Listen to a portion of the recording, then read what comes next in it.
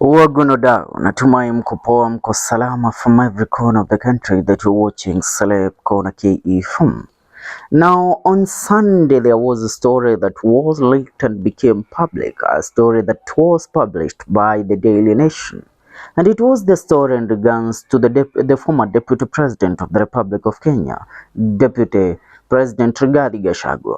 Gachagua attended a church service in Kahawa West where he went to the church of Bishop JJ of Priesthood Church, one of the most famous bishops in the Mount Kenya region. Now, after attending the church, it was alleged that Gachagua movement were being trailed by the Directorate of Criminal Investigations, and DCI Subarus, the Directorate of Criminal Investigations, Subarus, then tried to stop Gachagua from attending the church service, knowing the multitude that the said bishop commands in the Mount Kenya region. Now, according to the DCI, they have gone ahead to reply to the said allegation this morning, and this is what the DCI had to say. They have denied the allegation of going ahead to stop Gachagua from attending church service. And I read from their official social media pages, and they say this: a response to misleading claims by Daily Nation. The Directorate of Criminal Investigations (DCI) wishes to address the misleading claims published in the Daily Nation on November 11, 2024, regarding alleged attempts by detectives in an unmarked Subaru cars to prevent Honorable Rigathi Gachagua from attending a church service in Nairobi. We want to clarify that the allegations are entirely false and seem to be aimed at misrepresenting the actions and intentions of the DCI. The DCI operates within the parameters established by the rule of law and has consistently affirmed its commitment to refraining from interference in the liberties of individuals and institutions. Moreover, the claims that the writer was unable to obtain a comment from the DCI is incorrect. The Directorate of Criminal Investigations provided a prompt response reaffirming the DCI's commitment to respecting the autonomy of religious institutions, and the writer acknowledged receipt of this response. The Daily Nation must thoroughly verify facts, present balanced perspectives, and handle sensitive topics carefully to uphold its commitment to truth and fairness in journalism. This is particularly important when the information affects individuals' reputations and the integrity of institutions. Now, sometimes DCI take us, I don't know, they take us for fools. I don't know how they regard us, because wait a minute, they're trying to deny the claims that they tried to prevent Rigathi Gachagua and his team from attending the church service at Kahawa West at Bishop JJ's church. But truth be told, the DCI has been working tirelessly to try and prevent this man from addressing any multitude, any crowd, either in a church service, either in a political rally, or either, and I repeat, or either in a media interview. They have been doing the best they can to make sure that Gachagua does not get a platform to speak his mind, nor speak his political ambitions to the people of Mount Kenya region and to the people of Kenya at large, who are currently sympathizers of Gachagua after his impeachment. So right now, this denial is the direct affirmation that the DCI tried to block these people. I am not speaking this out of biasness or out of disguise. It's what really happens in the current institutions of the Republic. Now, let me give you an example. On the same day, Rigathi Gachagua was supposed to attend Ngaruya Junior's 20 years in music celebration at Kimorori Stadium in Keno. But because the DCI were trailing him, and he knew that if he shows up and addresses the people, then that might be a problem, and these people will resort to maybe even arresting him, maybe even going ahead to interfere with the crowd. So even tear gas the crowd that was gathered at Kimorori Stadium on Sunday. Kalonzo Musyoka attended the said meeting or the said celebration. Kalonzo Musyoka, together with Eugene Wamalwa, Waititu, Ndegwa Njiru, and others, attended the said meeting, where they came to support Garoya Junior, the Kikuyu artist that was having the event.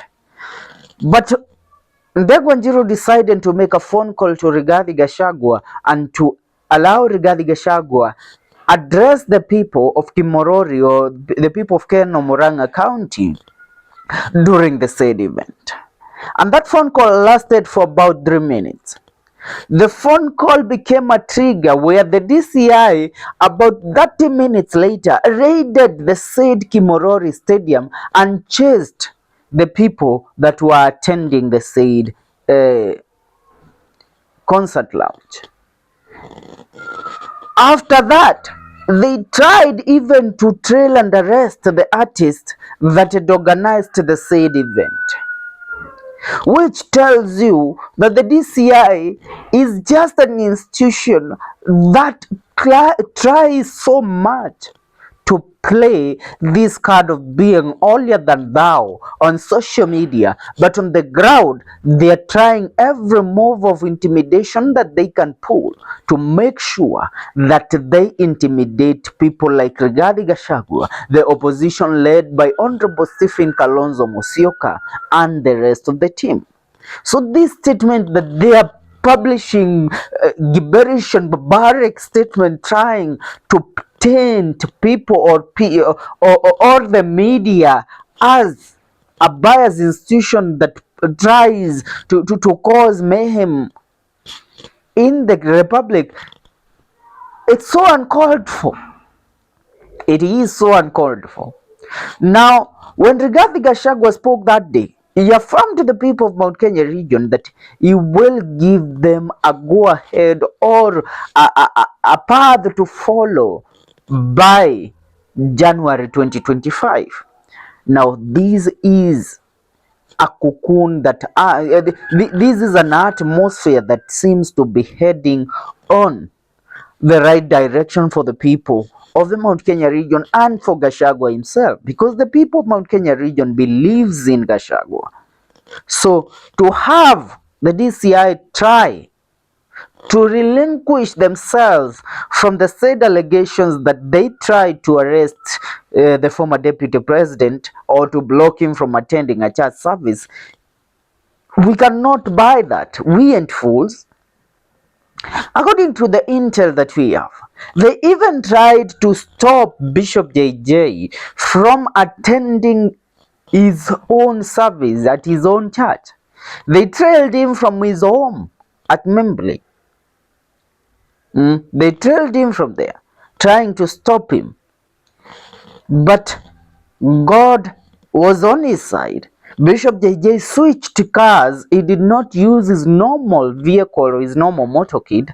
He used another vehicle to access his church, where he accessed the church, started preaching, and with the glare of the media and all the cameras that are at Priesthood Church, the DCI, or let me say the media, would not, the police would not show up and try to make an arrest or try to interfere with an ongoing church service, because they believe that Rigathi Gachagua will speak to the people. You can't counter somebody on a statement that they are going to make, yet even they haven't made that statement. Now, getting the point. Now, they have fought Gachagua through media. They blocked his interview with Royal Media Services Inoro TV, Kirerembe. He was supposed to address Kirerembe 2 weeks ago.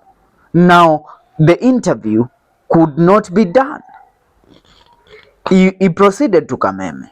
He could not do the interview there. So now he has started going back to the church. Remember, the church is the same institution that Ruto used to make himself president and to campaign against Uhuru Muigai Kenyatta. Now it's time for Gachagua. But because Ruto holds the cans, now he uses this opportunity to try and fight Rigathi Gachagua using the state apparatus that includes the DCI. For now, I will just read a few comments from Kenyans who are commenting on these so that we shall conclude the video, and I want you to leave your comment on the comment section also. Tony Wakaromo says, swali ni, if DCI, NPS and everyone else denies these things kila siku, does it mean they acknowledge the existence of other entities beyond your reach that you cannot put down? For example, when you deny abductions done by people with guns, Subarus and police cars, what do you mean you need help? J. Kamau says, let's avoid abductions and scaring people using Subarus. Tourists and foreigners are these days scared of visiting Kenya because they say our nation is insecure.